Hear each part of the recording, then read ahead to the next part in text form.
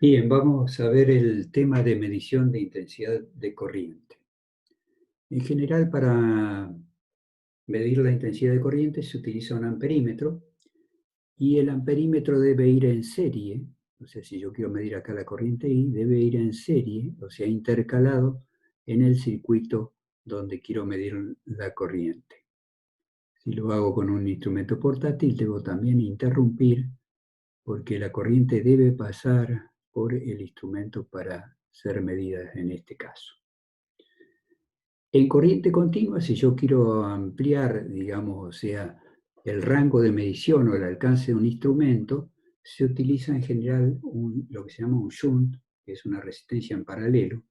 La resistencia en paralelo sería acá esto en negro, acá estas barritas, y esto se puede ver que, digamos, por la conexión que tiene, pueden pasar corrientes muy altas. Yo puedo hacer pasar corrientes acá muy altas y el instrumento, el amperímetro, va a ir conectado acá en paralelo a estos dos tornillos. Entonces, cuando circula corriente, digamos acá, va a haber una caída de tensión entre este punto y este punto que va a ser igual. O sea, por el lado del amperímetro va a ser la corriente que circule por el amperímetro por la resistencia interna del amperímetro, o sea, resistencia interna del amperímetro por la corriente. Y la caída de tensión en el shunt, o sea, en la resistencia en paralelo, también va a ser igual a la caída de tensión que hay por este lado.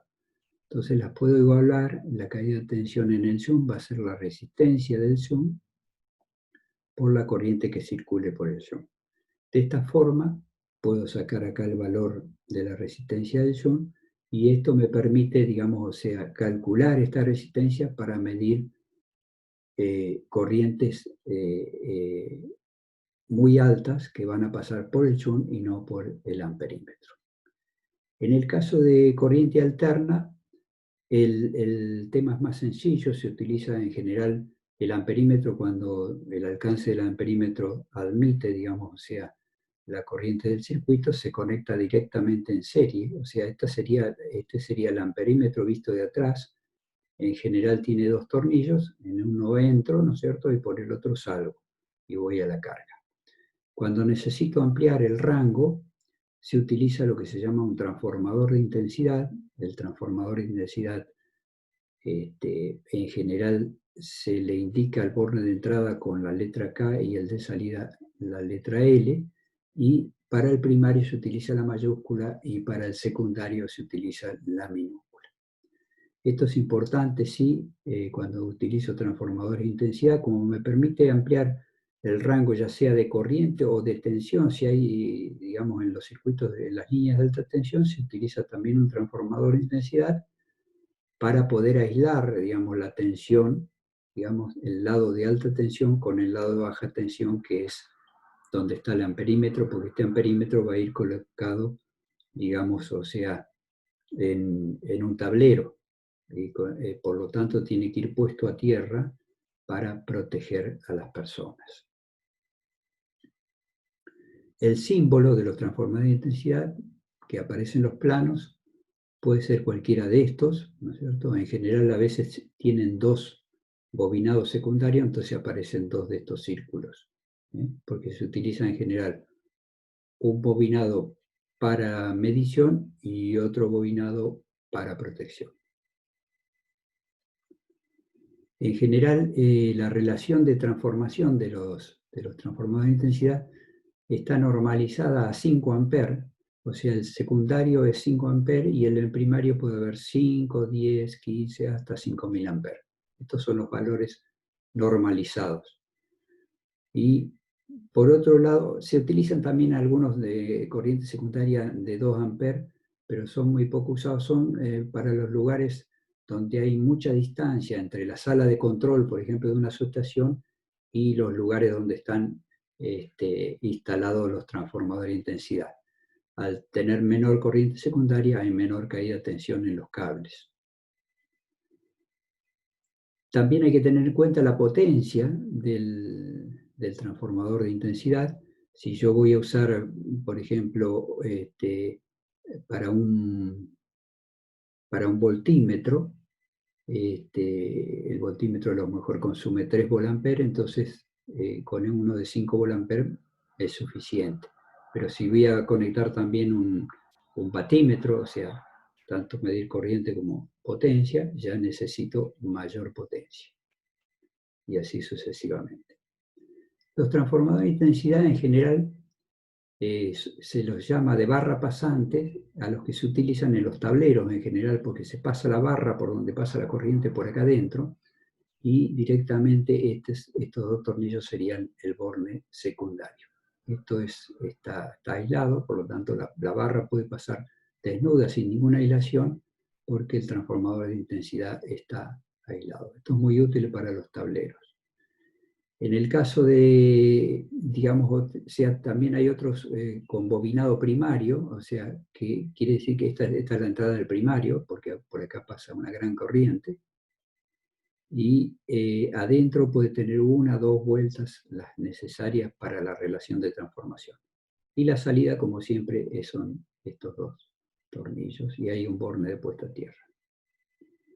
Ahora, para medir, digamos, o sea,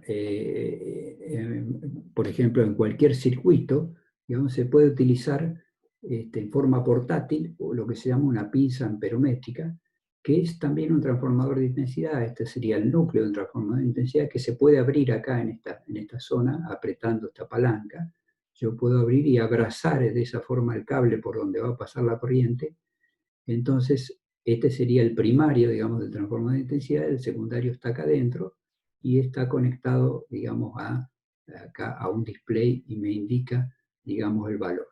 Ahora, las pinzas amperométricas en general siempre eran usadas para corriente alterna, pero también hoy en día hay pinzas amperométricas para corriente continua que utilizan un efecto que se llama el efecto Hall. Hall descubrió que poniendo digamos, una placa acá dentro de un campo magnético, una placa de semiconductor, y si le hago pasar, digamos, una corriente continua acá, esa corriente, por la acción del campo magnético, ¿no es cierto?, va a ser desplazada y voy a tener, digamos, una diferencia de potencial lateral o transversal que va a ser proporcional, digamos, al campo magnético. Entonces esto se utiliza para medir de esta forma. Esta sería, digamos, el núcleo del primario, o sea, de la pinza amperométrica, estaría abierta acá. Acá tendría, digamos, el elemento de efecto Hall, la plaquita, un circuito de polarización, como teníamos la pila acá, para hacerle pasar una corriente, digamos, a través de esa plaquita. Y entonces la corriente que yo voy a medir, que pasa acá por el cable, me produce un campo magnético acá proporcional a esa corriente. Por lo tanto, en el circuito yo voy a tener acá una pequeña diferencia de tensión que la amplifico, digamos, y si es de continua pasa directamente al conversor, ¿no es cierto? Y de ahí al display, y si es de alterna se rectifica y pasa después al conversor. En este tipo de instrumento tengo que tener en cuenta en continua, digamos, de que para que la lectura me dé positiva tengo que poner el frente de la pinza para el lado donde viene la corriente, donde entra la corriente, para que me dé una lectura positiva. De todo, no hay ningún problema que dé una lectura negativa hoy en día en los displays. Si es de aguja sí, pero si es de display no hay problema porque indica que la lectura es negativa. Entonces vamos a ver ahora medición de tensión. Para la medición de tensión se conecta un voltímetro que siempre va en paralelo con el elemento donde yo voy a medir. O sea, va conectado entre este punto, o sea, entre los bornes de la resistencia. O sea, si lo hago con un elemento portátil, con un tester, también lo conecto a la entrada y salida de donde yo quiero medir la diferencia potencial. Por ejemplo, si es una resistencia, lo coloco en una punta y en la otra, y eso me va a indicar el voltaje. Para ampliar el rango, el alcance de un voltímetro de corriente continua, lo que se utiliza generalmente es una resistencia en serie. De esa forma, digamos, o sea, acá va a haber una caída de tensión que para los distintos rangos va a ser la misma. O sea, si yo mido 1 volt, va a estar resistencia. Si mido el rango es hasta 2 voltios, va a haber una resistencia mayor acá, que va a producir una caída de tensión, y acá voy a tener siempre la misma caída de tensión aproximadamente. Si voy a medir, si amplío la escala a 10 volts, entonces ahora hay 2 resistencias en serie, la R3 y la R2, y así sucesivamente me permite ampliar el rango hasta 500 volts, donde intercalo todas las resistencias que están acá. Y en el voltímetro siempre voy a tener una caída de tensión que va a permitir, digamos, o sea, visualizar en la escala la tensión. Esto se hace en general, digamos, o sea, a través de una llave conmutadora que va seleccionando los distintos rangos. En corriente alterna, digamos, cuando yo necesito ampliar el alcance o necesito medir, digamos, en línea de alta tensión, lo que se utiliza es un transformador de tensión. El transformador de tensión tiene un bobinado primario, ¿no es cierto?, que va conectado a la tensión original, que puede ser baja tensión o puede ser muy alta tensión. Entonces, los bornes en general se los menciona con la letra U y la B mayúscula en el primario y U y B minúscula en el secundario. Y acá va conectado el voltímetro. Este secundario siempre es de 110 volt, o sea, está normalizado eso. Entonces, todos los voltímetros para funcionar con transformador de tensión vienen para 110 voltios. Y siempre tenemos que conectar el secundario a tierra para proteger a las personas. El símbolo de los transformadores de tensión son estos tres, ¿no es cierto?